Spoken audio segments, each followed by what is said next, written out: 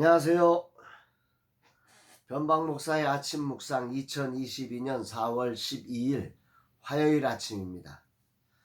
오늘은 고난주간 둘째 날, 주님이 백성들에게 각종 비유를 말씀하시고 앞으로 일어날 장래에 일어날 종말에 일어날 사건에 대해서도 가르치시고 또 대제사장들과 서기관들과 논쟁을 하신 날이기도 하고, 그리고 마지막 순간에는 가룟 유다에 의해서 배신을 경험한, 예수님을 팔기로 가룟 유다가 작정한 그런 사건이 있었던 날입니다.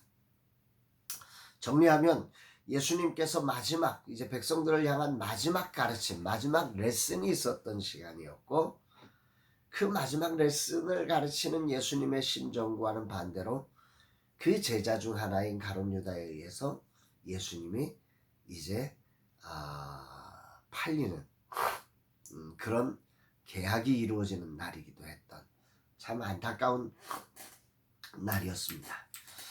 어제 목회 코칭 6주차를 마쳤고 이제 절반이 지났습니다. 주어진 과제를 최선을 다해 감당하면서 자신들의 목회 현장을 객관적으로 볼 수 있도록 도와드리며 목회의 우선순위가 무엇인지, 그리고 어떻게 대안을 찾아가는지 함께 고민하고 있습니다. 답을 주지 않는 것이 더 힘듭니다. 그러나 이런 과정을 통해 목회 현장에 주님을 향한, 영혼을 향한 진정한 사랑이 담긴 목회가 실현되리라고 믿습니다. 오늘은 토부 성경 강의와 젊은 세대 사역자 모임이 진행됩니다. 코로나로 2주간 중단되었던 토부 성경이 다시 개강되어 진행이 됩니다. 강사님이신 이순남 목사님께 하늘의 풍성한 은혜와 평강이 넘치시기를 기도합니다. 또 젊은 세대를 이끄는 우리 전웅재 목사님의 영육간을 지키셔서 정말 이 사역을 통해서 젊은 세대가 살아나는 거룩한 날이 되기를 바랍니다. 오늘은 어떤 말씀으로 인도하실까? 부모는 예수 그리스도를 위로부터 오시느니, 하늘로부터 오시느니, 하나님이 보내시니 아들이라는 다양한 표현으로 고백을 하면서 그분이 만물 위에 계시고 하나님의 말씀을 하시며 성령을 한량없이 하나님께서 주시고 믿는 자에게 영생을 주신다고 이렇게 고백하고 있습니다. 이 모든 표현은 세례 요한과 예수님의 차이를 드러내는 것입니다. 이것은 비교의 대상이 아니라는 것. 세례 요한과 예수님은 그저 누가 더 뛰어나냐라고 하는 비교의 대상이라는 것을 방지하기 위한 그런 장치처럼 들려집니다. 31절에 보면 위로부터 오시는 이는 만물 위에 계시고 땅에서 난 이는 땅에 속하여 땅에 속한 것을 말하느니라. 하늘로부터 오시는 이는 만물 위에 계시나니. 메시지 성경은 그래서 이 부분의 이 느낌을 요한이 세례 요한과 예수님이 그 비교 대상이 아니다라고 하는 것을 증언하는 이런 느낌을 이렇게 번역을 하고 있습니다. 위로부터 오시는 그분이야말로 하나님께서 보내신 다른 어떤 심부름꾼보다 뛰어나신 분이다. 땅에서 난 자는 땅에 매여서 땅의 언어로 말하지만 하늘에서 나신 분은 우리와 차원이 다르다. 우리와 차원이 다르다. 이 한마디로 이제 유진 피터슨 목사님은 이 느낌을 살려내고 있는 거죠. 요한복음을 통해서 예수 그리스도를 증거하면서 세례 요한과의 분명한 차이를 이렇게 정리한 것입니다. 비록 세례 요한이 여자가 낳은 자 중에 가장 뛰어난 자이지만 예수님과는 차원이 다르다. 요한의 제자들이 요한에게 찾아와서 당신을 따르던 자들이 다 예수께로 갑니다. 이 속에서 정말 그 요한의 제자들은 그 정체성에서 혼란을 겪었을 것이지요. 그때 그는 흥하여야 되겠고 나는 쇠하여야 하리라 한 이 세례 요한의 위대한 고백을 받침하며 예수 그리스도와 세례 요한은 비교의 대상이 아니라 차원이 다르다. 이렇게 정리를 하고 있는 것입니다. 이 세상의 어떤 선지자와 주의 종과도 비교의 대상이 아닌 차원이 다르신 예수 그리스도께서 이 고난주간 묵묵히 자신을 부인하며 십자가의 길을 걸으신 그 걸음을 묵상하게 됩니다. 재능이 부족해서가 아닙니다. 지혜가 부족하거나 권세가 부족한 것은 더더욱 아닙니다. 만물 위에 계시며 우리와 차원이 다르신 분이십니다. 그럼에도 십자가의 길을 걸으신 이유는 오직 하나, 우리 죄인들을 사랑하셔서 우리의 죄악을 담당하시기 위함임을 이 아침에 겸손히 묵상해 보며 그 사랑을 가슴으로 생각하게 됩니다. 그러면서 오늘 본문은 이렇게 결론을 맺습니다. 35절 36절 아버지께서 아들을 사랑하사 만물을 다 그의 손에 주셨으니 아들을 믿는 자는 영생이 있고 아들에게 순종하지 않은 자는 영생을 보지 못하고 도리어 하나님의 진노가 그 위에 머물러 있느니라. 만물을 다 그의 손에 주셨으니 모든 것을 아들의 손에 다 맡기셨다는 고백입니다. 이 말씀을 묵상하노라면 마태복음 28장에 나오는 그 예수님의 마지막 선언이 생각나지 않습니까? 하늘과 땅의 모든 권세를 내게 주셨으니 너희는 가서 모든 족속으로 제자 삼아. 이 말씀이 생각나죠. 이 말씀은 예수님께서 아버지의 이름과 그 권세로서 만물 즉 모든 피조물을 그의 뜻대로 지배하고 명령하실 수 있는 완전한 권위자, 완전한 하나님이심을 분명하게 드러내는 거죠. 그런 분이 우리를 위해서 제자의 배신과 사람들의 변론에 겸손히 대응해 주셨고 십자가를 향해 그 걸음을 단 한 걸음도 뒤로 물러나지 않고 나아가셨다는 사실을 우리로 깨닫게 합니다. 정말 그 울림이 있는 거죠. 사람들의 반응이 너무도 황당하고 제자의 배신은 더없이 가슴 아프지만 인류 구원의 그 걸음을 조금도 지체하지 않습니다. 오히려 예수님은 이렇게 생각하시는 거죠. 그래서 내가 이 십자가를 져야 한다는 거죠.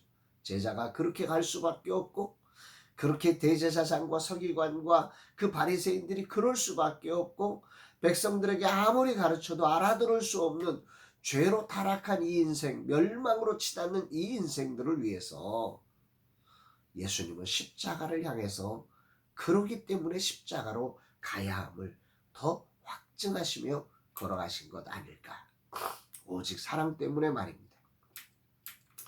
분명한 것은 그 아들을 믿는 자는 영생이 있고 순종하지 않은 자는 하나님의 진노가 있다는 사실이죠.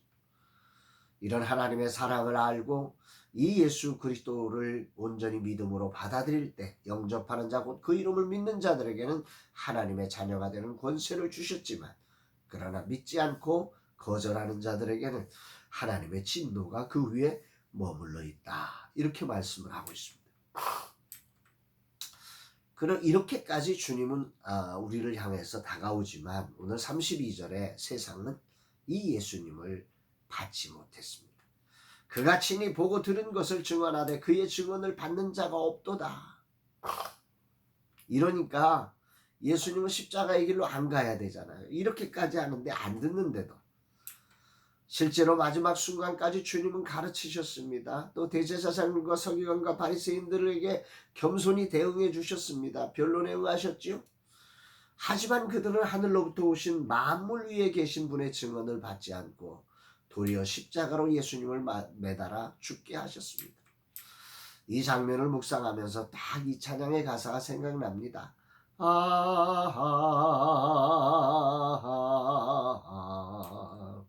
주의 사랑 깊고 크셔라 내 영혼의 파도처럼 메아리쳐 온다. 알아듣지도 못하는 이들이지만 포기하지 않으시고 끝까지 가르치시고 끝까지 변론에 응해주시는 주님의 모습이 참으로 감동입니다. 나는 어떤가 생각을 해보게 됩니다. 조금 하다가 알아듣지 못하거나 말도 안 되는 소리로 변론하자고 하면 나는 과연 주님 앞에 그럴 수 있을까? 나는 그 주님처럼 그렇게 할 수 있을까? 정말 안 됩니다. 이 말씀을 묵상하면서 요즘 자주 외쳤던 그 마지막 구조선이라는 말이 생각이 납니다. 설교자는 이 설교를 듣지 않으면 그에게 다시 구원의 기회가 없는 마지막 구조선이라는 심정으로 설교를 해야 한다고 외쳤습니다. 그야말로 고난주간 둘째 날 오늘 주님의 사역은 그런 심정이었을 것 같습니다. 마지막 구조선. 그래도 듣지 않았던 백성들을 위해 마지막 구조선의 심정으로 십자가를 향해 묵묵히 걸어가신 주님의 모습을 깊이 울림을 갖고 들려집니다. 오늘 주님은 무엇을 말씀하시는 것일까? 주의 종으로 살아가는 삶은 단 한 번 무엇을 하는 것이 아닙니다. 무수한 배신과 외면과 듣지 않음의 현장을 경험하는 것입니다. 그럼에도 마지막 구조선으로 보냄을 받았음을 신뢰하고 그 열정으로 주어진 시간을 묵묵히 주님처럼 걷는 것이어야 합니다. 아멘이죠. 순간순간 내가 꼭 이래야 하는가 하는 생각이 들 때가 없는 사람이 있을까? 없을 것입니다. 많은 순간 육신을 입고 있게 이런 삶의 자리에 처하면 마지막 구조선이 되지 못했습니다. 오히려 배에 정원이 차서 배가 위험하다고 내가 위험하다고 올라탄 사람마저도 규정을 따지며 쫓아낸 무서운 사람이기도 했습니다. 이 하루 고난주간 둘째 날을 걸으며 주님처럼 마지막 가르침의 자리에도 제자의 배신의 자리에서도 묵묵히 내게 주어진 자리를 마지막 구조선이라는 심정으로 걸어내기를 간절히 고백해 보게 됩니다. 주님 이 종을 붙드사 이 사명을 감당케 하여 주옵소서. 이런 고백을 올려드립니다.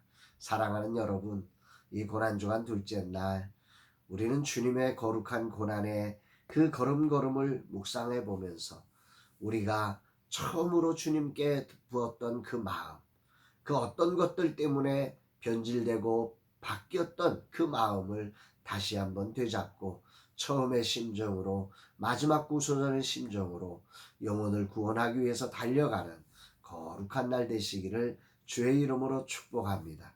사랑합니다, 여러분.